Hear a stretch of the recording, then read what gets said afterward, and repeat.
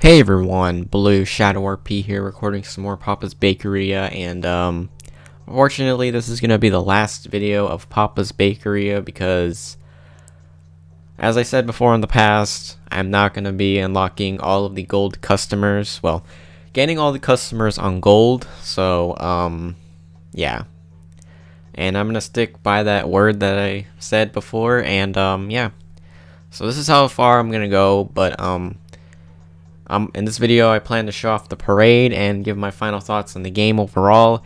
And yeah, we're just gonna kick things off with the parade, and then after that, I'll just follow up with my final thoughts on the game. So yeah, it's not the full completed parade, but it's what I've completed thus far. So yeah, here we go.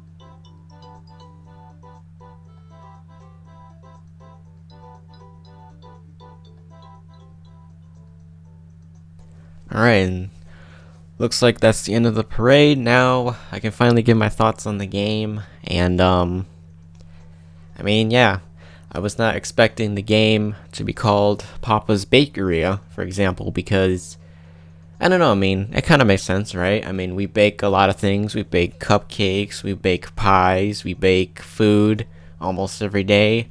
But it kind of, made sense that they would call it Papa's Bakeria since it's all based on pie. And it's cool how they released it on March 14th, which is also Pi Day. So really cool and glad that they did that. And gameplay wise, I thought it was really easy. Like the build station, for example, I thought that was really easy about how you needed to read off the ticket the proper fillings that the customer would want, and you would have to fill it in, but it would have to be pretty much precise. Like with the lines and stuff, it has to be the certain parts of the filling that they want. If they don't want like just one filling, but they want multiple fillings, it has to be pretty much precise to get like 100 on the build station in terms of fillings. But there's also you also have the covers of the pies, and plus if you don't want a cover, then you also have the option of putting a topping around, or whipped cream, I think, or some kind of cream. But you just gotta make sure that you're pretty much on point with that, and most of the time I am. But like, yeah, once you get the pie like to that certain level, you're moving on to the bake station. Now, I've said this before, maybe in the past, that I thought the bake station in this game was a bit too slow, especially if I was using like a speed booster. But like, it still felt a little slow to me, but it was still workable. But like, during those first few days of service with no cash, if you're starting out like a new game, like I think the pies can cook like really slow if you don't have a booster. So like, it's the best thing to do is grab that booster as fast as you can. At least grab one. But yeah, I still think it's a bit slow nonetheless. But I think the topping station though was probably like the one that I had the most trouble with, because like, it's kind of hard to realize like the patterns. Well, when you first start out the game, it can be kind of tricky to figure out the patterns, especially for you having to put a kind of topping like in the middle, like a topping that you can click and drag pretty much. And yeah, you kind of have to like memorize, you kind of have to like try a different ways so you can figure out how the best way it's supposed to look presented evenly. And like with drizzles and stuff, like I don't know, but I know they're supposed to be evenly distributed, but